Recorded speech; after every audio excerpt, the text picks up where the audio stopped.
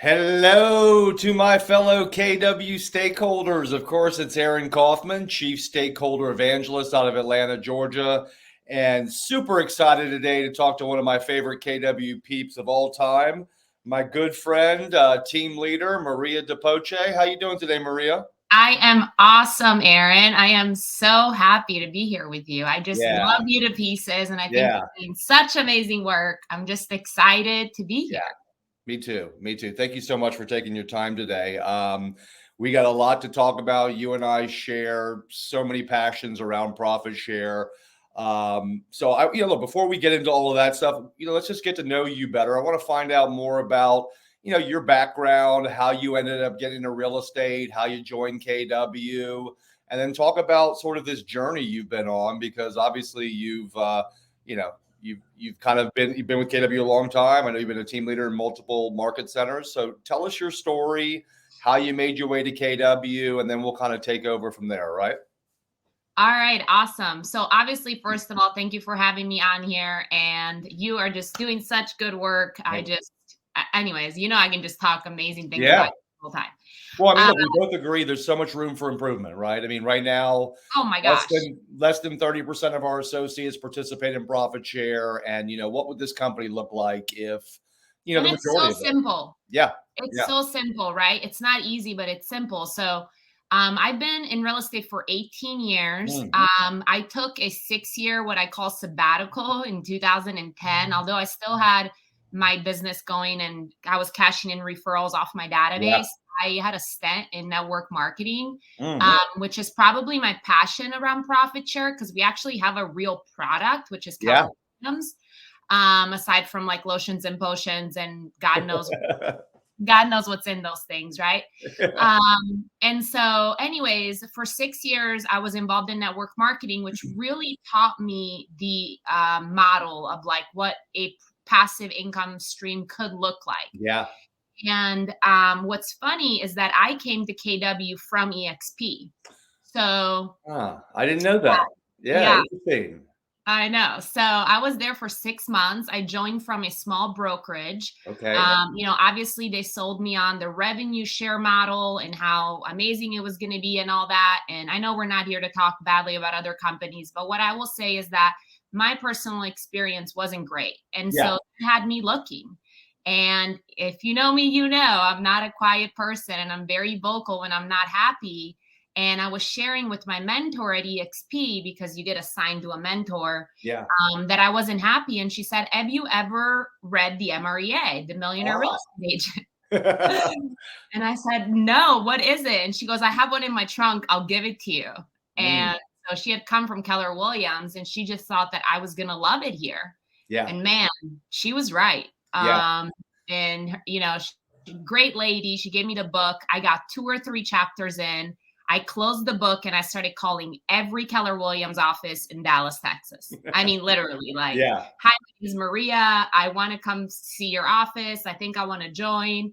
And the amazing things is that my sponsor at KW is a dear friend of mine, which is Seychelle Van Pool. Oh, Um, wow. Yeah. Yeah, she's she's in Gary. amazing. Yeah, Yeah. she's awesome. And because we're in Dallas, we had shared friends. We just kind of have the same age group. She said, "I think you'd make a great team leader. Have you thought about going down the leadership path?" And I'm like, I mean, that's all I've ever done. I've always been a Yeah. leader in everything I've done. And so fast forward, I joined KW, became a team leader, was with an office for 3 years, which is where I grew the majority of my profit share, by the way. I know we'll talk about that later. Yeah. And then I stepped down from the team leader role because I felt like I was missing something. And it's funny because what me and you talk about a lot is how leadership doesn't work enough with the agents, Yeah. right? We build around them, not through them. Sure. And that's just because it takes time. And people say, "I don't have time." Well, it's like, make time for something important, right? Well, and And let's get real, so Maria. If you were participating in profit share and being more purposeful about it, you probably have more time, because passive 100%. income is the greatest leverage tool of all time when it comes to Yes. time. So when people say, I don't have enough time, I mean, look, that's exactly why you need to be purposeful about it, right? Yeah. Yep. And just And let me stop you for 1 second. I want to go back to Seychelles because yes. you guys had a relationship through real estate previously, right? So I knew she was in real estate because she runs a Vanpool Yep, Properties, yep. which is a wonderful team, and I knew she was successful. And so we knew each other just through friendship. Okay. And so she invited me to like a concert, and I told her when it was a Nelson concert, which was amazing. And in the Uber drive there, I said, I think I'm going to leave EXP and I'm going to look at KW. And she's like, oh my gosh, like, Yeah. okay, let me open every door I Yeah. can for you. She was not intentional about it, right? She was reacting to your, which is interesting, right? Because, it's not, some people just attract through relationships. They're not intentional about it, but it goes to show you, fortunately, you were saying that to her, right? Because if you had just contacted these market centers, and there's a good chance potentially she would not have sponsored you had you not dropped that sort of note to her. So the lesson there obviously is never assume, number one, that someone's not even thinking about Keller Williams. But also don't be we say don't be a secret agent, don't be a secret attractor to KW. I mean, how would Seychelles feel if she walked into the office one day and you were there and she wasn't the sponsor? So fortunately, right, you mentioned that to her and she was able to be intentional about it. But did she make the connection for you and kind of get you? Oh yeah. Yeah. Okay. And that was one thing about her that's always been awesome is I knew she knew a lot of people at KW and I knew she was really connected. So it was just a no-brainer for me and her to work together on this. Not to mention when I've had tough recruiting appointments, when I thought like, man, I really need someone that's like an MREA to like step in.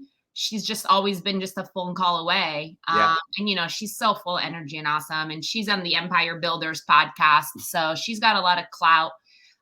So it's been awesome. And she's a dear friend. I couldn't imagine not naming her as my sponsor. Like that was never even a thought that I had in my brain. That's great. So going back, so you became a team leader in Dallas. You did that for how long did you do that for? 3 years. All right, but you felt like something was missing, right? I mean, you were having success, but you were. Tell me what that feeling was of what was missing there. Yeah, so I grew that market center, and I say I intentionally because I really had not figured out the team thing at all. Yeah. And that's something that when you're in leadership, you have to get a hold of quickly or you're going to burn out. And so I grew that office from like 150 to 250 in 3 years, in a little bit under 3 years. And that's with, the model, right? Following the 40, 10, 5, the leadership model. Did you feel like you had to do a lot of, cold calling and stuff like that? Because at the time the agents were not, they didn't get it. They weren't being purposeful about it. You probably were thrown right into the fire. You weren't sure exactly how to get people excited about it, but you knew you had to hit your numbers, right? This was like. Yeah. Well, what's interesting is that coming from network marketing, it's feast. Like if you don't go kill it, you don't eat, right? And network marketing, nobody's. And the fun thing about network marketing is that everybody's your customer. There's no box.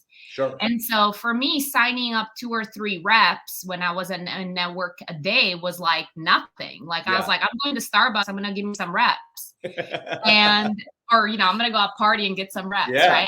I had 6,000 reps in the network marketing company I was in. So when I came to KW, my operating principal said, you have to recruit 10 agents a month. And I was like, are you serious? Like, that's it? Like, I just thought it was going to, be so simple.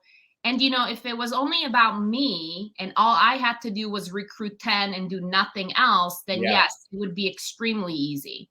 However, when you're a team leader, you have your top 20% that you are extremely I would say like in charge of, right? Like you want to make sure their business thrives. And so what I was missing was I wasn't connecting the dots of what I could do through agents.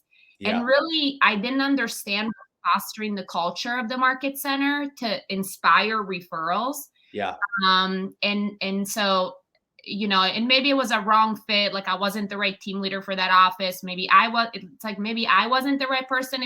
We weren't quite sure what that was, but it felt like I was missing a piece because I was growing the office, but they were all my recruits. Yeah. Well, All, Maria, what was missing was probably some training from leadership. And I think that's the exciting thing. I mean, I know you're now, what do they call this position of a team leader? It's not a team leader overlord, but what are yeah. you called now?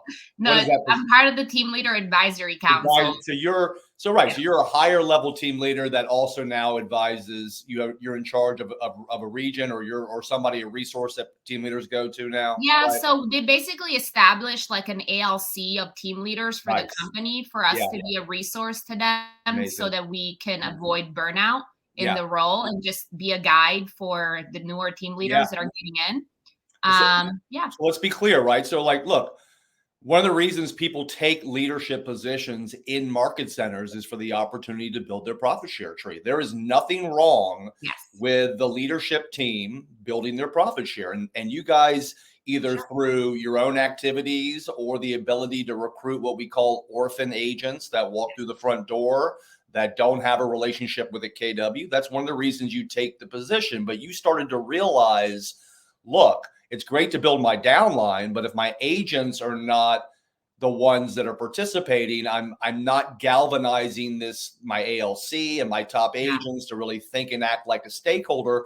And probably, look, we didn't really kind of train you how to do that initially. So in the absence of that training, you just did what you do naturally, which is just dial for dollars and cold call, right? And you would have loved to have grown it through your agents. But the fact is, priority number one was to grow the market center. You didn't really have a plan on how to do that outside of your natural abilities. So you realized 3 years in, hey, look, I'm having a lot of success growing the office and building my profit share, but there's a better way to do this, or something's missing. And so kind of take back over from that point. Yeah.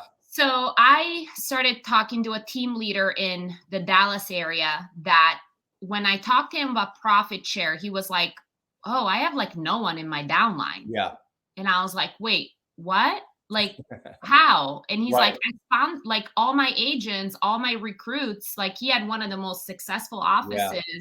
He's like, all my recruits come through my agents. And I was like, what is that like? and he's like, so I had resigned from that role. I was officially out thinking I was going to be back into production, maybe director of growth for like a team or something.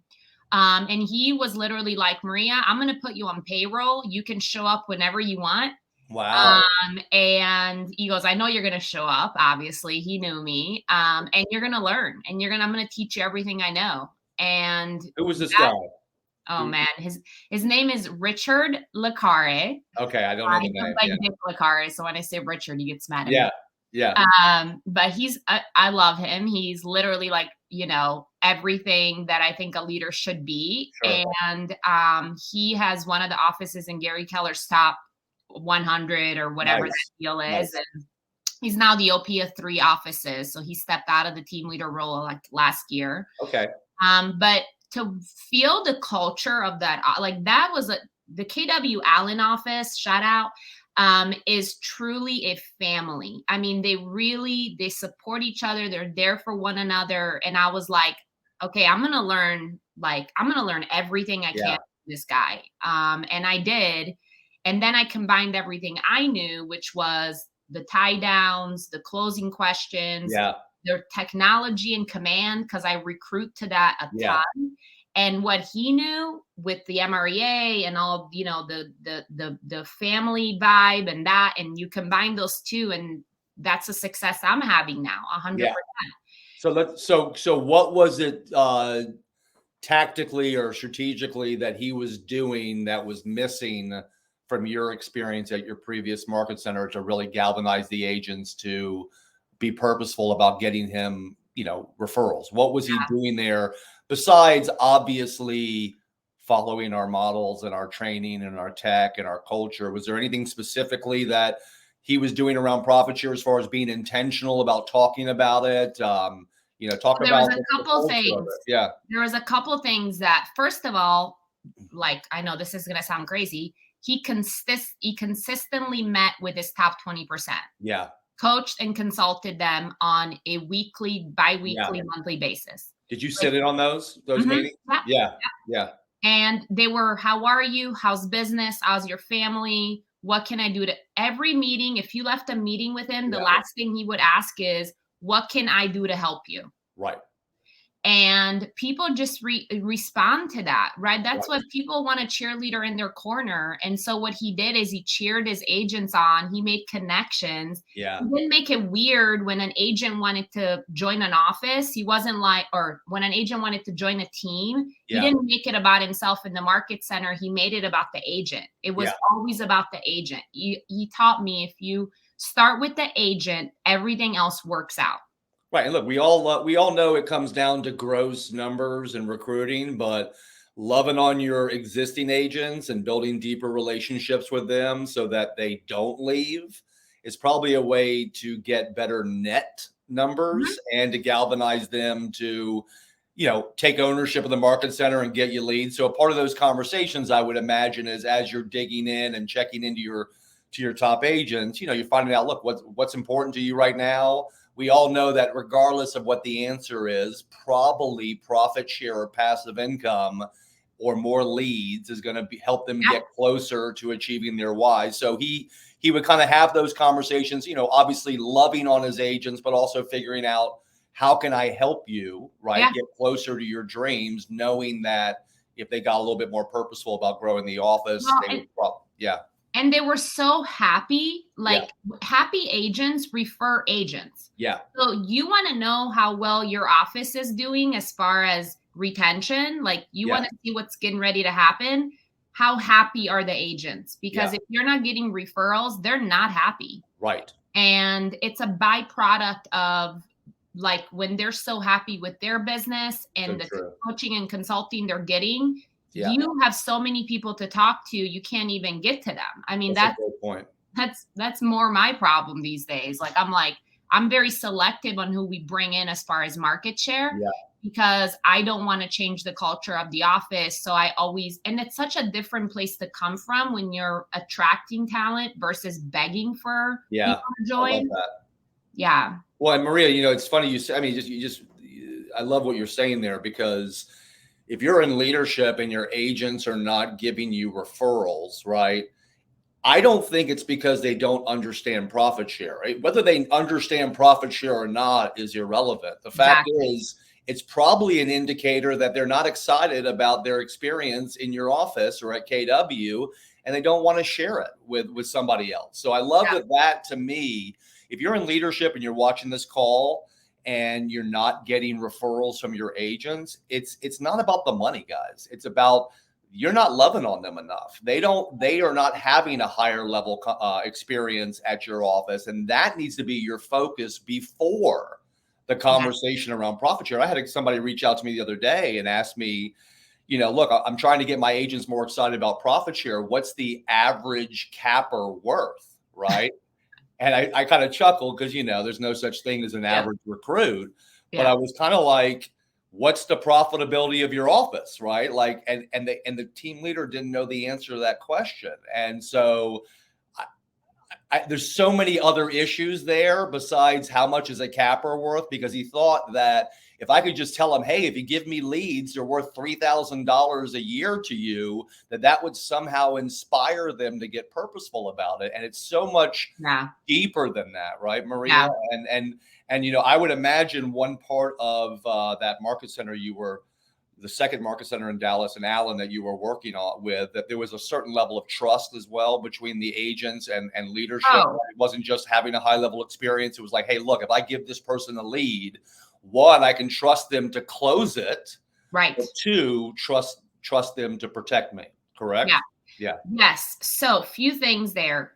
And I harp on this all the time. Like, if you ever heard me talk, if you're a team leader and you don't know the models backwards and Right. forward, Right. you better stop everything you're doing and go learn those. Right. Because if you don't know how they all, like, you should be able to ask an agent, how many units a year are you doing? And immediately drop them into the model to where Right. they go, holy cow, you're a Jedi. And Right. you're like, no, I just do it so much. It's now just become part Right. of what I do. Get good at something worth getting good at, I love that. right? Love that. So the MREA is that. It's literally that. Right. And so when it comes to trust, like, I cannot. Now, this was something that was taught to me in network marketing. Like it's like the worst thing that you could do is take Yeah. somebody like sponsoree. So I can never imagine doing that. Like the thought of that literally gives me goosebumps because it's like the worst thing that you could do.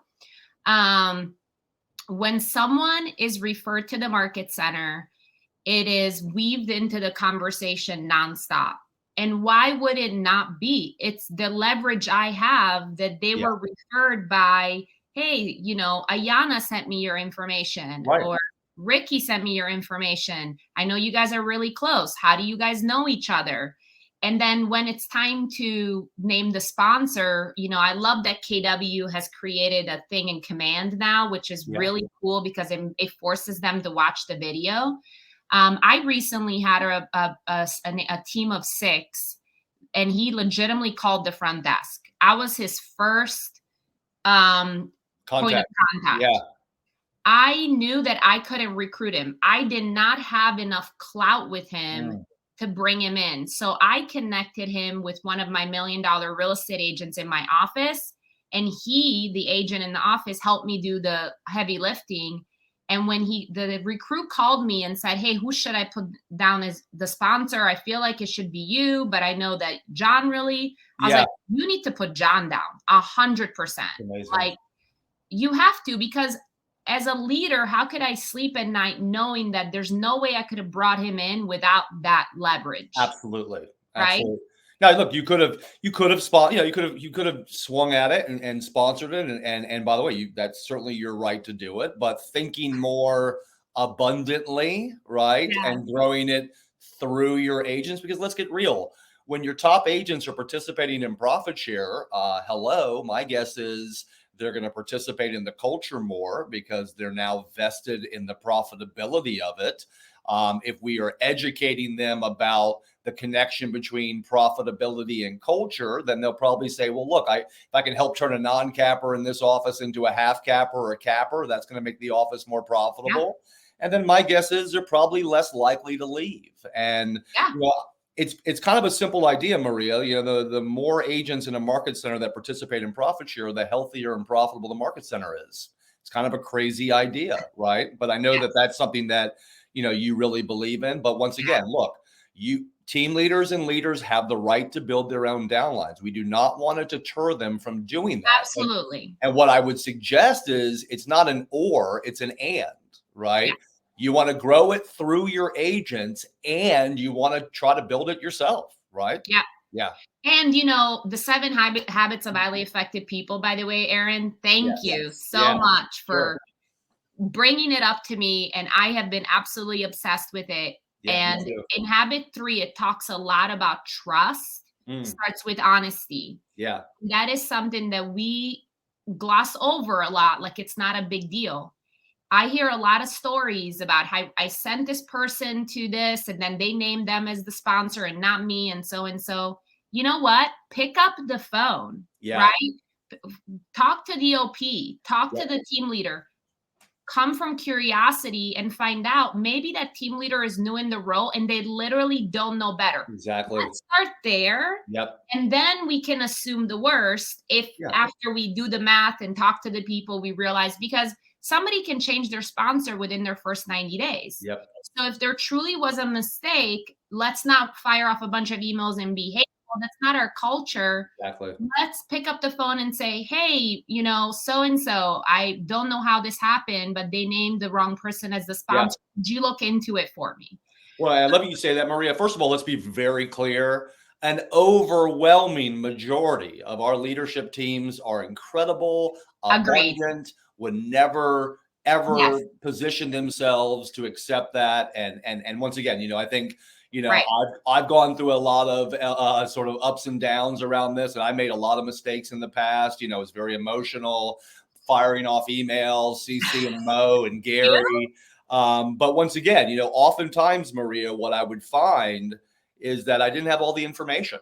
Okay. And either there was a pre-existing relationship with another KW associate, or they had a family member at KW that maybe I wasn't aware of, or maybe, you know, they were referred to a market center that didn't do the best job tracking the referral associate. And when the recruit filled out their sponsorship form, you know, there wasn't any checks and balances there. But look, I've been working very hard with the Profit Share Task Force to create some of those checks and balances. I love where we're at right now with Command. I think there's still some room for improvement, but I don't want to take this off.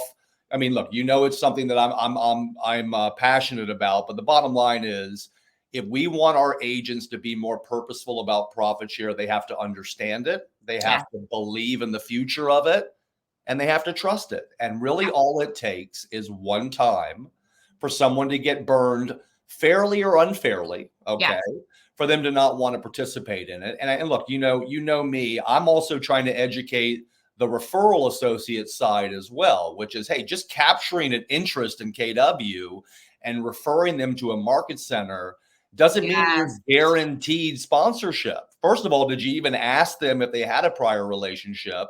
Second of all, did you provide any value at all besides capturing the lead? So even though, you know, the person that generates the lead should be in the shotgun position, okay, you are not guaranteed that. It is your role and duty to earn it.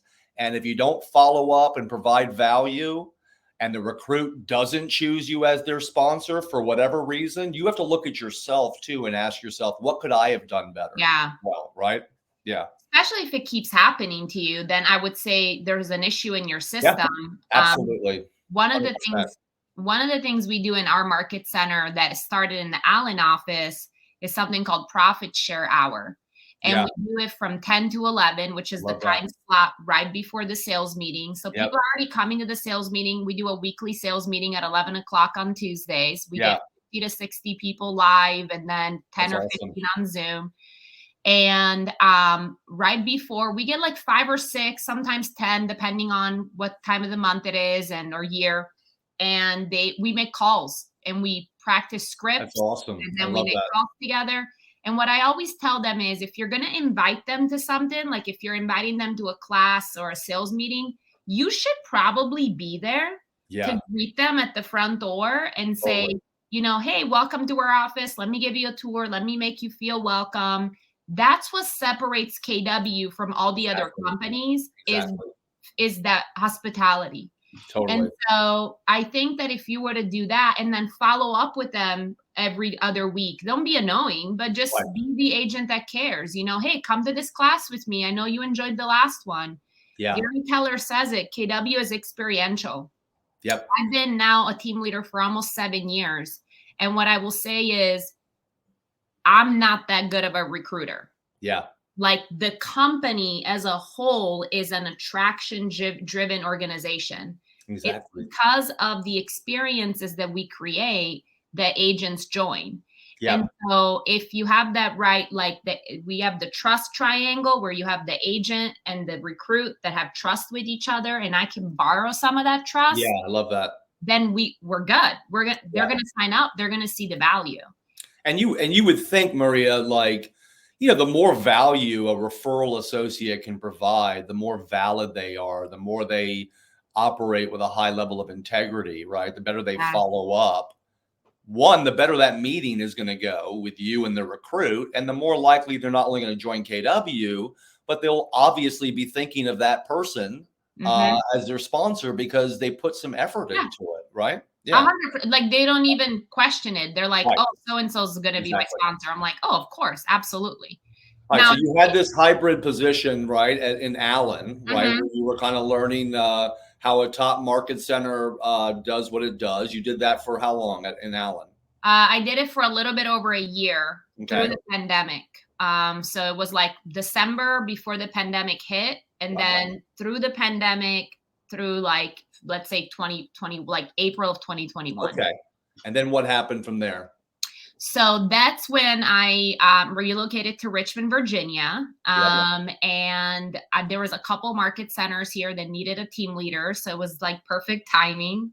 How were you contacted? I'm just curious, how was the connection made there in Richmond? So craziest thing, of course, my OP in the Allen office came up through the team leader the same in the same area, which is Texas, that the OP in the Richmond office. Gotcha. So Gotcha. the OPs knew each other, kind Yeah. of thing. And my OP in the Allen office was like, "You're crazy if you don't go work with her Yeah. in Richmond." Were you looking for an opportunity, or was that opportunity presented to you through that connection? I was looking for an opportunity specifically in Richmond because I was relocating here. But like honestly, Aaron, just so that between you and I, like I came to Richmond because I was moving here regardless. And if only the director of first impressions position was open, I Yeah. was willing to do that. Like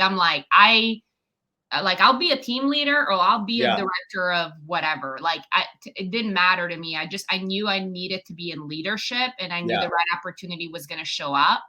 And then as you have it, of course, both team leader roles were open in both Yeah. offices. And that was just like a weird thing that happened sometimes, you know? I know we've never talked about this. What was it about Richmond that was bringing you there? So my now ex was Okay. being relocated here for a job. Okay. Gotcha. Yeah. Gotcha. So Yeah. you took over the team leader position in Richmond West, correct? Mhm. Yep. And let's talk about what that's been like and you've been there for what now? A couple years now? Yeah. Yeah, in April coming up at 24, it will be 3 years. So it's a little bit over 2 years. Honestly, this is a great office. And that was when I picked which office I was going to lead, I visited with the five top agents in both Yeah. offices. And I was like, you know what? I know what I'm looking for. I know what I'm going to duplicate because literally I just took the Allen play model and duplicated it in Richmond. And I knew what kind of buy-in I was going to have to get. And I have to tell you, these top 5 agents that held that market center together. And, of course, some of the leadership that had been in place also was, there to hold it together as well. But those agents were like, we don't want to leave, but if something doesn't change, we're already talking to other brokerages. Yeah. And so I had to come in and really rebuild trust. And I luckily got the clearance from my OP that I didn't have to recruit for 90 days. Oh, that wow. That I could just love pour on your in. people. Yeah. And that's what I did. I met with every single person in the top 20% in my first like 30 or 60 days. I mean, I even went to people's houses. I was like, I don't care that you're not coming in. I'm coming to you. I love Richmond's that. not that big.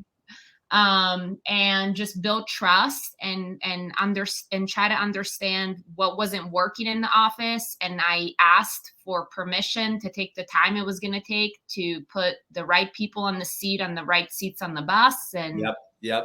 And I think they just bought into the fact that I knew what we were gonna do and I had their backs. And I still do, man. Like, don't mess with one of my agents. You don't want to do that. Well, and we know, Maria, I mean, look, the team leader position is a very hard job. It can be. Okay? It can be very. I love your response. It can be, obviously, it can be. It also can be It doesn't have to be. It can be the best job ever if you know how to build a team. Right. You have leverage and you're doing the right activities. It's really the easiest jobs, I think. Yeah.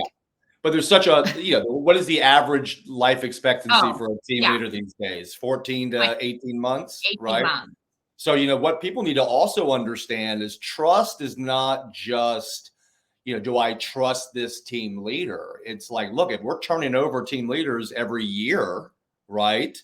It's like being like a football team that has a new coach every year, right? I mean, it's like trust comes from longevity and building deeper relationships. And, I'm not going to go too off the rails here, but if I owned a market center, okay, there would be a value to creating some consistency on my leadership team. And sometimes we just blow through these team leaders and say, recruit.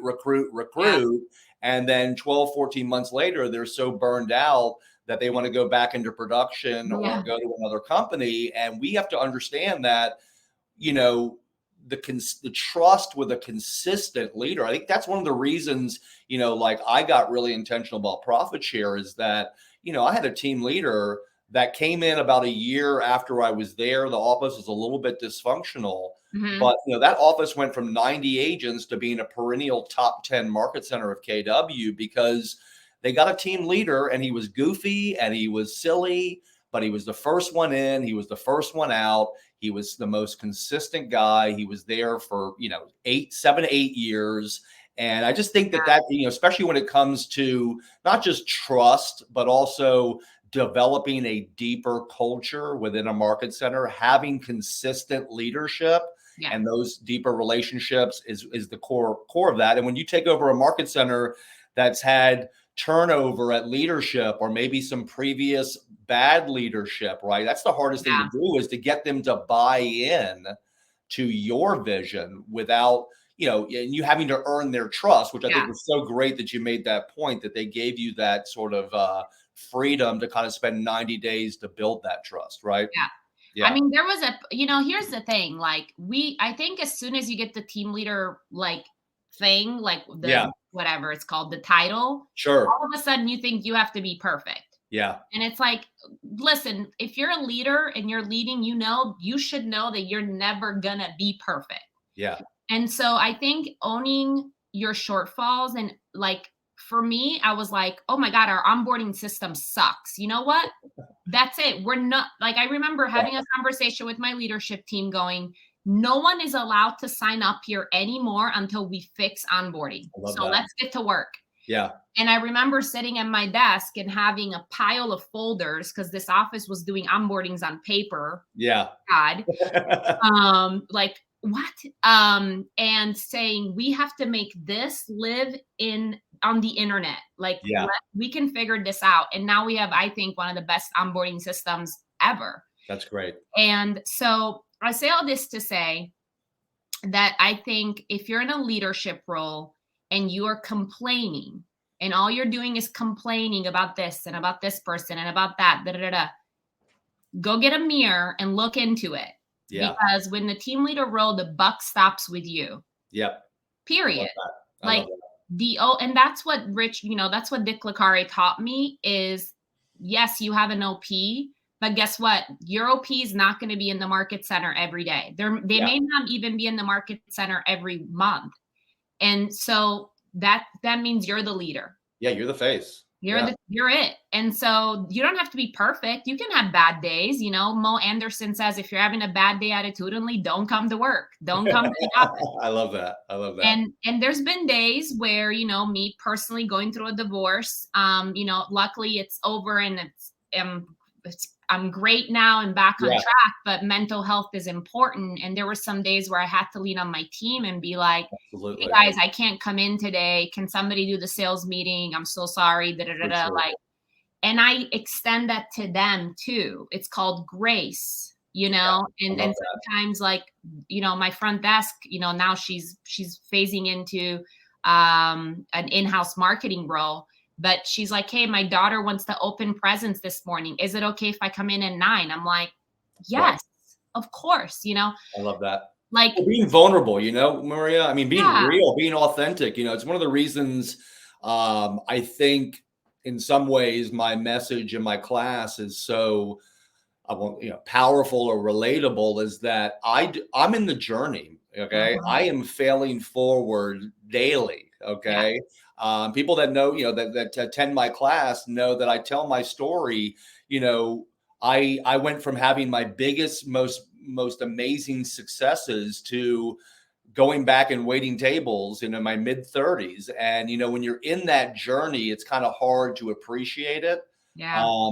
But I think being vulnerable and letting people know, look, I'm not perfect. I don't wake up every morning and write in my journal. I don't do transcendental meditation.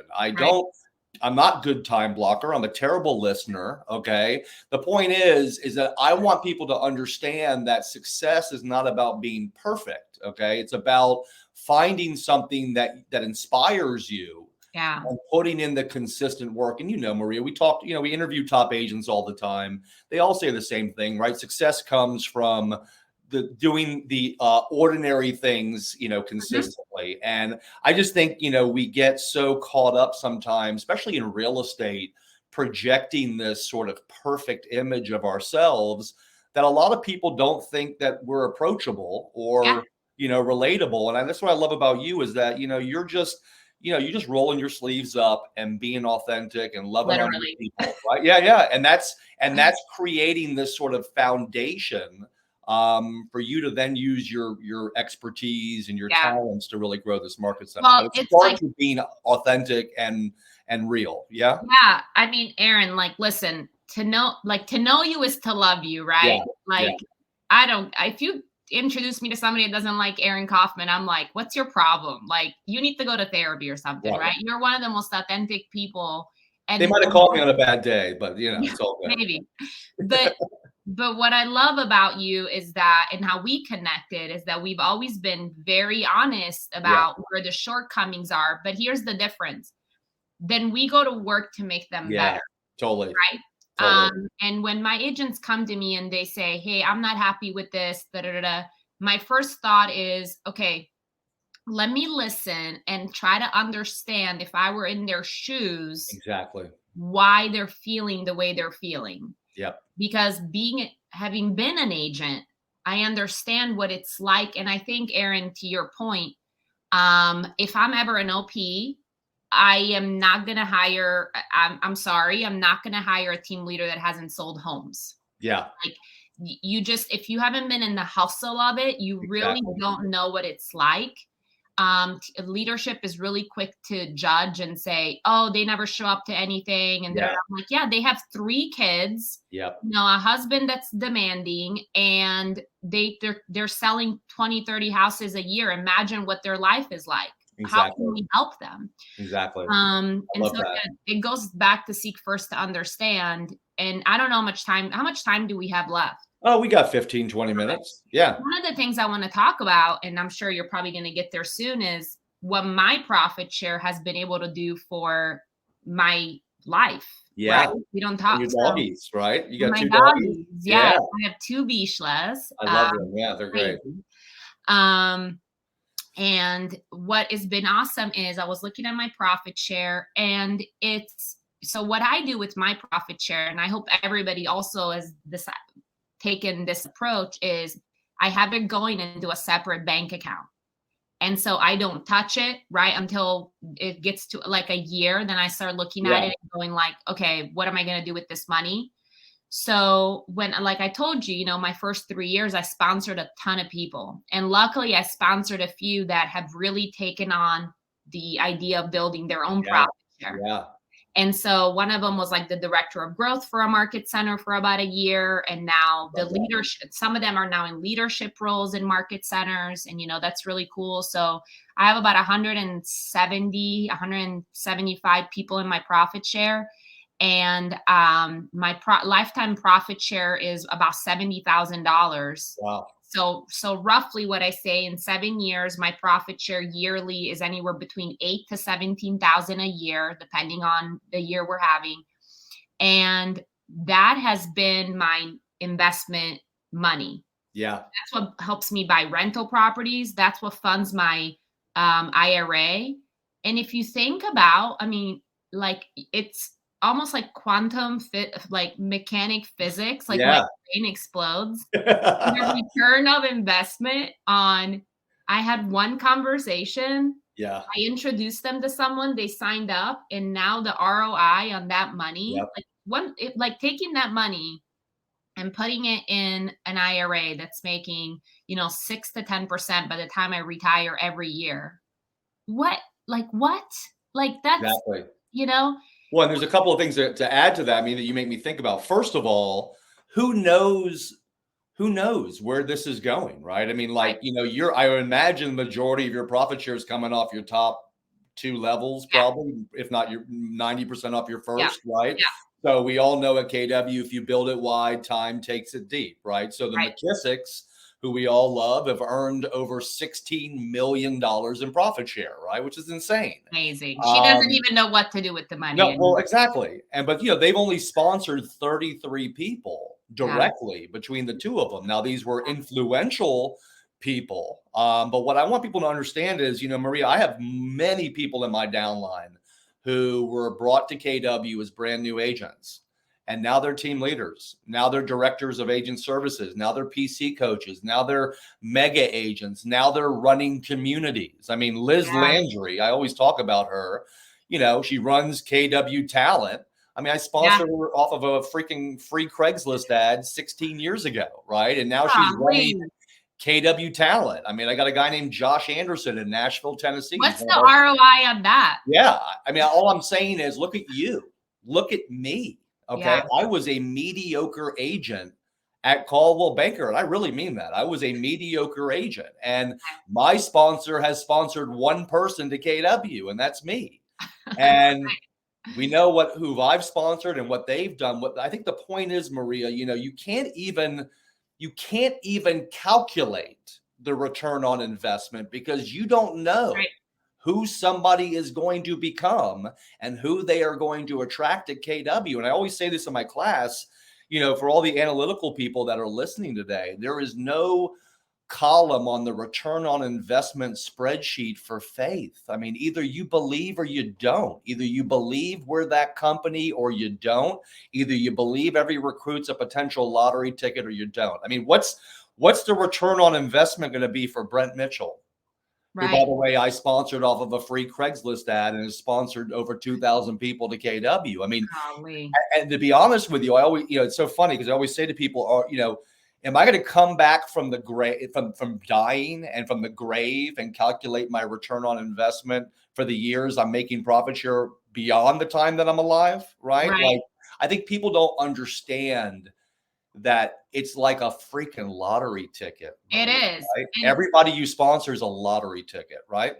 Yeah. And you know what? The conversation then always goes to, do you believe in KW? Well, of course. Of course. Right? It's an investment. It's an investment, right? Of money and of time, reputation, potentially of money. Like if you don't believe in who we are and where we are going, and you're not having a high level experience at KW in your local market center, because I think we all can agree not everybody's having the same experiences. Now, whether it be because of the market center they're in or whether the fact that they're not taking ownership of their experience at KW, you know, the fact is, you know, we just, you know, that's what drives growth at KW. Yeah. It's not, you know, and when people like that team leader reaches out to me and says, hey, what's the average capper worth? Okay. Or we have some market centers that want to incentivize their agents to recruit by offering some sort of bonus of whether it's rev share or whether it's disappearing cap or whatever it might be. I mean, look, my opinion around that is you've already lost. Okay. I mean, if you've got to incentivize your agents to recruit beyond the potential of profit share, you're missing the entire point. You're not delivering on our value proposition, and or they are not inspired enough by who we are and where we're going to get purpose. Right. That is exactly why, because in the absence of value, price matters. 100%. And so if your agent, money does not drive the behavior, never will. And you know what, Aaron? That's my passion, right? Yeah. Like, I don't know how it's going to show up, and I'm just going to keep talking and having these conversations. My passion isn't, oh, let me help you hit 10. Yeah. You'll hit 10 because you're doing all the other things right. Yeah. And so it's like, as a leader, as a team leader of a market center, you really have to figure out, like, if you have to incentivize your agents to refer people, are you not putting in the time to help them with their business? And if you can't, like, if you're a team leader and you truly can't, and you don't believe in our models, then you either, one, you better reach out and get some training. And by the way, I'm on Facebook. I'm not that hard to find. Right. Or two, quit. You're not, like, I'm sorry, like, OPs are going to hate me here, but like, if you have not, it's not that hard. The MRE is not that hard. You can listen to it on Audibles like that. Right. Yeah. And to really understand the models is to understand Keller Williams. Totally. And I'm so glad you're on this call and I'm not the one saying this. Just kidding. No, Well, but because it's it's true true though. and it kills Yeah, me because what happens and the agents have a bad experience and the agent leaves, then they tell somebody else and like negativity spreads 10 times faster than yeah, positivity. yeah. The media feeds off of it. The whole world is feeding off of it. And so Or they're then, attracted to a model, Maria, that claims that you'll make even more money attracting right. people to that company. Sure. And I always say to people, like, if you think going to another company is going to get you more purposeful about attracting people to that company Yeah. more so than you were at KW, like if you weren't inspired by KW, the money at another company is not going to make you more purposeful about it, right? And can I just Yeah, add that I can count on one hand, yeah, not two hands, Aaron, one hand, how many people have left KW and went off to any company, yeah, whether, there's a bunch of them now sure, that are copycats, trying to be anyways. yeah, That are even that have even been able to attract people. exactly. And the crazy thing about that is the amount of work those people that I could count on one hand that have been able to attract talent, the amount of work they are having to do to Yes, retain their downlines yeah. are insane. Well, and that's why I'm glad you bring that up because Maria, what this kind of ties back to what we were saying before. I think it's really important for people to understand. Profit share was always meant to be purely passive. Okay. Exactly. 100% passive. Gary says it all the time. No additional responsibilities, no duties. It's a reward for Mhm. growing KW, and it's the responsibility of their market center and our company to train and nurture them. Look, if you want to love on your recruits and be the greatest sponsor of all time, hey, God bless you. Great. Yeah. Okay. But it's your sponsors don't owe you anything. And I think people in this Right. company, it's kind of been forgotten that profit share is purely passive. And what people need to understand, Maria, is that at these rev share companies, which by the way have all been spawned off by former KW agents, which is I think is a Mhm. point that people need to understand is when you're led by the greatest mind the industry's ever seen, who has an abundant mindset and wants agents to be bigger than himself, then guess what happens? You teach them how to leave your company. Yeah. Okay. So, Sure. yes, some people have left our company and they've had a lot of successes. God bless them. I don't think Right. Gary regrets ever helping them do that. All right. But there's a reason we have spawned off these other companies. It's not Mhm. because they said, oh, I'm just going to do KW and I'm going to do it better. No, Yeah. we gave them the path by which they decided they wanted to build their Yeah. own business around what was important to them. But the other side of it is at a rev share company, it is actually your job to Mhm. train and nurture the people you bring into those companies because they're not a training and coaching company. So, number one, Maria, it ain't passive. Right. Okay. It's residual. And the other side of it is, if you participate in profit share at KW, look, you're not just vested in the success of the people in your profit share tree. You're also vested in the success of every agent in your profit share tree's market centers too. And, Mhm. what people need to understand at KW is that it's our unique culture. Okay. It's our unique culture that is the number one reason to be in business with us. And our Yeah. culture actually starts with profit share, right? That's Mhm. the true vested interest in a common goal that is the catalyst for our culture. And it's one of the ways that we are inherently different than a rev share company, obviously, particularly a publicly traded virtual one. So when Yeah. people say, hey, we're KW, except we're a better version. I mean, I just chuckle because it's like we're inherently different. Yeah. And we're not even the company you're trying to emulate anymore. Okay. We got a Right. 40-year head start on you. Good luck replicating 40 years of culture, trading systems, and models. I mean, we're not even the company you're trying to emulate anymore. But what we got to, and look, you and I talk about this all the time. Okay. We agree that our culture is the number one reason to be in business with KW. But I don't know if you know one of my other favorite people in KW, Mahogany Rhodes. I don't know if you know her or not, but she's a I know. wonderful agent, a lady leader in KW. Love her to death. But she's got a great saying. We're on the third generation of Keller Williams. All right. And look, you and I both know that, look, we do some amazing things at this company.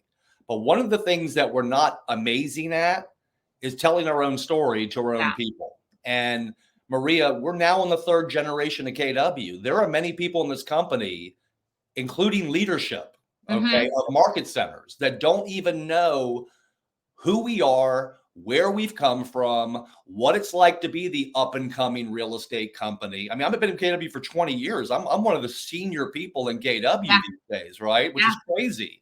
But what I'm saying is, if culture is truly the number one reason to be in business with KW, and you and I both believe that it starts with profit share, we better start doing a better job connecting the dots between the two of those things with people that join KW, because we will not resemble the real estate company that got us to where we are today in 30 and 40 years. So I want to ask you this. It makes me think of this. Awesome. Here's what it makes me think about, Maria. You know, there's a great saying, another great saying at KW, retention starts in the recruiting presentation.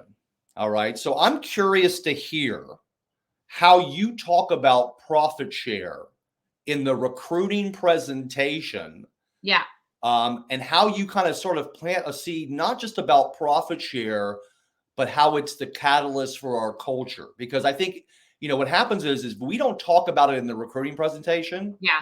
It doesn't get talked about in the onboarding process. Right. Then we teach a profit share class, which nobody ever shows up to because money doesn't drive the behavior. Yeah. We don't celebrate it. And then we wonder why are so few people participating in it. So talk about how you talk about profit share in the recruiting presentation, how you celebrate it, and how you try to keep it sort of in the back of people's minds there. Maybe not so much about the money, but how it's driving the culture. Yeah. So as a leader, you have to kind of be a broken record, right? Sometimes it feels like you're just saying the same thing over and over again. And if it doesn't feel that way, then you're not doing it right, because that is literally the only way to get through to people. I agree. And so it depends on who I'm talking to, right? If I don't do new agent appointments anymore, we have a system and an ATL that takes care of them. But just in even that appointment, there's a slide that's dedicated to profit share that talks about how much profit share KW has and what it is, and why it exists. So it's just in explaining like, hey, KW, Gary Keller wanted to build a company and nobody ever wanted to leave. And so he put together this group of agents called the Agent Leadership Council, which, by the way, every office now has one. And they said, listen, Gary, if you give us part of the profits, we'll never want to leave. And so, and then they go, well, yeah, why would you can see the recruit having that moment, right? And I said, so because of that, what we do is at the end of every month, when we close our books, because we close our books once a month, not once a year, we profit share back to the agents a percentage of what our profits are. And what that does is that money goes to agents that are helping us build the company. And so if you were one of those people that referred someone that helped us be profitable, you would get a percentage of those of that profit share. And then I tell my story and I tell them what profit share has done for me. I love that. And or I share with them what other agents, right? And then that's where I tie in. So Aaron, the reason why me and you are talking is because Robbie referred me to you. So when it's time for you to name a sponsor, when we onboard you, you are going to name Robbie as your sponsor. Because, and that's when, if there's a weird thing going on with the sponsorship, that's when it comes out. And so we talk about it in the recruiting appointment. Now with an R2, it's different because it can become part of the wealth building. So, you know, hey, you're at this place and right now really all that you're getting is this split or this cap or whatever. And so we're like, imagine this, imagine not only do we have a really fair compensation model that helps you cap and get to 100%, but what would building your wealth also look like if you have somebody like me in your corner that's helping you build your profit share? And imagine if you were at a company where not just the top agents in this office, but the top agents in our entire company were actually vested financially in your success and had a real incentive to help you. Imagine how much faster you could hit your goals if you're at a company where agents have an incentive to work together and care about each other, which, by the way, we're the only company where people do that, right? And so if you do it right, you'll know that you've done it right. Like right now, tomorrow we're transferring an agent that does about 8 to 10 units a year. She's already sending me people. She's like, hey, talk to this person. Hey, talk to this person. And that's because she has already gotten so much value from the coaching and consulting that I've done for her that she's other people are coming to her. And by the way, when an agent that's selling houses makes a move, their phone is going to start ringing. So you need to have that conversation with them. And like my full-time job, aside from coaching and consulting the top 20%, is helping my agents build their profit share. I love that. Guess what the competition doesn't have? They don't have a me. And I'm not talking about Maria me. I'm talking about my position. Exactly. Right? They don't have a team leader that's focused on nothing but waking up in the morning going, how do I go make my agents more money? Yeah. And Maria, people don't understand, like, the number one recruiting tool you have is leadership, right? Yes. You have full-time salaried employees whose full-time job it is to build wealth for you, right? Leverage them, right? Yeah. And I just can't tell you how many times, I hear people just, not even being intentional about leveraging their team leaders, where they just say, hey, look, go contact a market center on your own, or this or that. I mean, the team leader is my referral partner, right? Yeah. I want them to see me as a source of ongoing quality referrals. And I always tell people, Maria, when I launched my website back in 2005, I said, look, I got two customers. My mindset was I have two customers, the recruit and the leadership team of the market center I'm referring them to, right? I want both of these customers to think that I value their time as much as mine. And so, look, you'll take a name and a number all day long.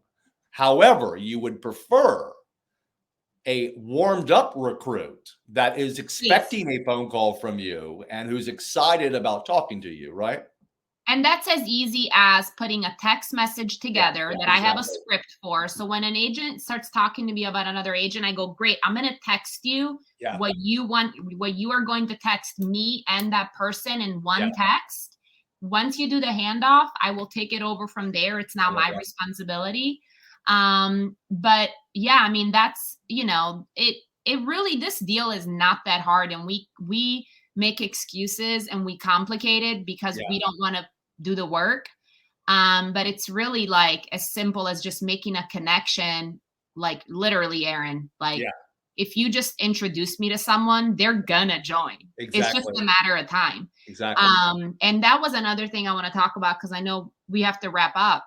Sure. You have an army behind you, right? You have a lot of people in this group that their full-time gig possibly is building their profit share. Yeah.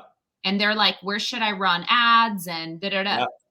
You want to run ads, like you want to build your downline, start running them in Richmond, Virginia. Yeah. Like, amen. Because there's a great team leader there that's not only a closer, but she's also culture driven and would never in a million years. And we have the most amazing team. Yeah. I have, an onboarding system that's going to knock their socks off because it actually integrates them and forces them to come to stuff in the office. We have a productivity coach that's creating cappers left and right. We just have the right people on the right seats on the bus. Yeah. And it's not perfect. Like, of course, we're doing 1,700 transactions a year. Sometimes one or two things don't go right. But like, man. By the time it doesn't go right, Maria, the person who referred them probably wasn't doing a great job following up with the lead in the first place, right? Because as much as I love you and love your market center, and I have no doubt that you guys are going to support me, I'm not going to rely 100% on you guys to guarantee my sponsorship, right? Because at the end of the day, Maria, you can do everything right, but the recruit is still going to choose their sponsor. Yes. And if they're not thinking of me at that moment, that's on me. Okay. Now, obviously, you're going to say, hey, you're here today because Aaron Kaufman put you here. But that's only going to go so far, because if they don't know who Aaron Kaufman is, or they never spoken to me, or I've never checked back with them, right? Obviously, that's where an email is not enough, right? Yeah, like sometimes it feels like we get these agents and they maybe have had like a 10-minute conversation with an ISA that was hired by somebody that's building their profit share.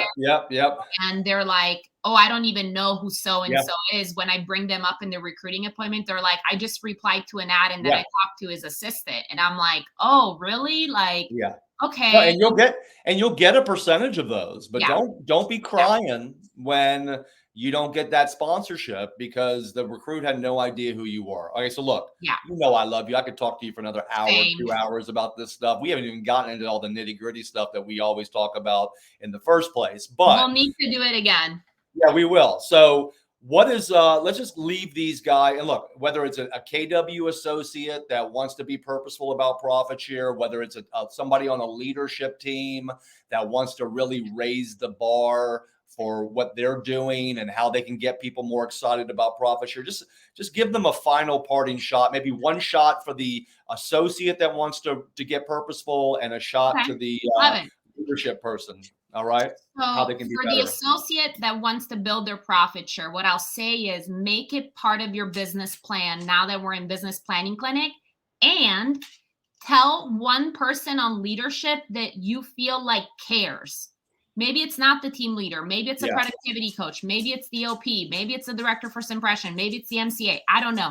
But go talk to that person and say, Aaron, I want to be purposeful about building my profit share. Can you help me?